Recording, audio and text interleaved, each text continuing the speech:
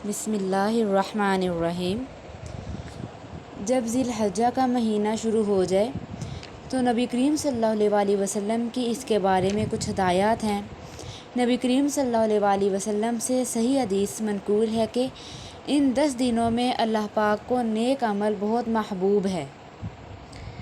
یہ جو 10 دن ہیں نا ذی الحجہ کے، یکم ذی الحج سے لے کے تو 10 ذی الحج تک،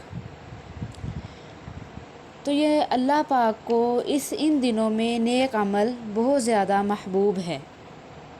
اب اس میں سارے اعمال آ گئے، وہ چاہے نماز ہو، اب نفل نماز ہو یا تہجد کی نماز ہو جائے یا کوئی بھی ذکر و اذکار ہو جائے، تو ان میں سارے اعمال آ گئے، اور دعا ہو جائے تو سارے جو تسبیحات ہو جائے اور اللہ کا کتنا بھی ذکر ہو جائے، صدقہ و خیرات ہو جائے، اور جو ہے اللہ سے دعائیں مانگی جائیں، اپنی حاجات مانگی جائیں، کچھ بھی مانگا جائے تو ان دنوں میں اللہ پاک جو ہے بہت عطا فرماتے ہیں، اور جو ہے اللہ پاک کی رحمت بہت وسیع ہوتی ہے، اور اللہ پاک کو ان دنوں کے جو کیے گئے اعمال بہت زیادہ محبوب ہے، تو ان کا ثواب بھی عام دنوں سے زیادہ ملتا ہے، اور یہ دن جو ہے عام دنوں سے زیادہ فضیلت رکھتے ہیں۔ اور قرآن کریم میں ان 10 راتوں کی قسم بھی کھائی گئی ہے۔ قرآن پاک میں آتا ہے والفجر، قسم ہے فجر کی، ولیال عشر، اور 10 راتوں کی۔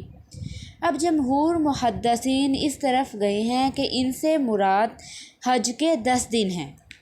اب اس کی راتوں کو بھی جو ہے بہت فضیلت ہے، اور اس کے دن کی بھی بہت فضیلت ہے۔ نبی کریم صلی اللہ علیہ وسلم نے ارشاد فرمایا کہ رمضان المبارک کے بعد جو ہے کسی دن کی اتنی زیادہ عبادت پسند نہیں ہے، اتنی فضیلت نہیں ہے جتنی فضیلت ذی الحج کے 10 دنوں کی ہے۔ اس میں عبادت کی جائے، اللہ سے مانگا جائے، اپنی حاجات اللہ سے پوری کروائی جائیں، اور اللہ کو راضی کیا جائے، اور جس طرح بھی ہو سکے نیکیاں کی جائے، ہر وقت خود کو عبادت میں مصروف رکھا جائے۔ اگر گھر کے کام کاج کر رہے ہیں تو اس وقت بھی اپنے زبان سے ذکر و اذکار کیے جائیں۔ نبی کریم صلی اللہ علیہ وسلم نے فرمایا کہ اس کے ایک دن کا روزہ 1 سال کے روزے کے برابر ہے۔ اب کسی کے بس میں ہے کہ وہ پورا سال روزہ رکھے، تو اللہ پاک نے فرمایا کہ جو ان 10 دنوں میں ایک دن بھی روزہ رکھ لے گا تو اس کو پورے سال کے روزے کا اجر و ثواب دے دیا جائے گا۔ اور جو اس رات کو عبادت کرے گا، نماز پڑھے گا، نفل پڑھے گا، تو ایسے ہی ہے جیسے کہ اس نے لیلۃ القدر کی راتوں میں عبادت کی۔ اب لیلۃ القدر جو ہے رمضان المبارک کے آخری عشرے میں، آخری 10 دنوں میں تلاش کی جاتی ہے، طاق راتوں میں تلاش کی جاتی ہے لیلۃ القدر کی رات، کہ وہ کون سی ہے، اور جو ہے 5 دن جاگتے ہیں تو پھر جا کے جو ہے ایک رات ملتی ہے۔ تو ذی الحجہ کے تو اللہ پاک نے 10 دن ہی فرما دیا، اور کہ یہ جو بہت زیادہ فضیلت والے ہیں اور اجر و ثواب والے ہیں، اللہ پاک کو اور دنوں سے زیادہ جو ہے ان دنوں کی عبادت بہت زیادہ محبوب ہے۔ اور دنوں کی عبادت اتنی جو ہے محبوب نہیں جتنی ان دنوں کی عبادت محبوب ہے۔ تو اللہ کے نبی کریم صلی اللہ علیہ وسلم اپنے صحابہ کرام رضی اللہ تعالیٰ عنہما کو فرمایا کرتے تھے کہ اللہ پاک کو جہاد سے زیادہ جہاد اللہ کی راہ میں کرنا، اور اس میں اپنے جو ہے ٹکڑے ٹکڑے کروا لینا بھی جو ہے اس سے زیادہ یہ افضل ہے کہ ان 10 راتوں میں اللہ کی عبادت کی جائے، اس سے اللہ بہت زیادہ راضی ہوتا ہے۔ اور جہاد کرنا کتنی محنت اور مشقت کا کام ہے، تو اس سے بھی زیادہ اللہ کو ان 10 راتوں کی اور دن کی عبادت پسند ہے، کیونکہ ان جو ہے 10 دنوں میں اللہ کی رحمت جو ہے بہت جو کشادہ ہوئی ہوتی ہے۔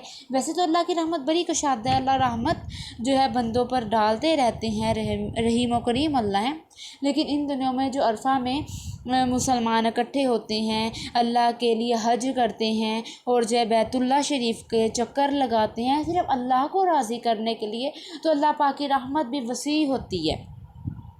اب لیکن یہ 10 دنوں کا خود بتا دیا اللہ پاک نے کہ یہ 10 دنوں کی عبادت جو ہے لیلۃ القدر کی عبادت کے برابر ہے۔ تو جب اللہ نے ہمیں بتا دیا، ہمیں پتہ چل گیا، تو ہم کیوں نہ بھی اس سے فائدہ اٹھا لیں۔ اب اس کی راتوں کی بھی فضیلت ہے اور اس کی دن کی بھی فضیلت ہے۔ صحیح حدیث میں ہے، رسول اللہ صلی اللہ علیہ وسلم نے فرمایا کہ جن کا ارادہ ہو قربانی کرنے کا تو وہ پہلی تاریخ سے لے کر جو ہے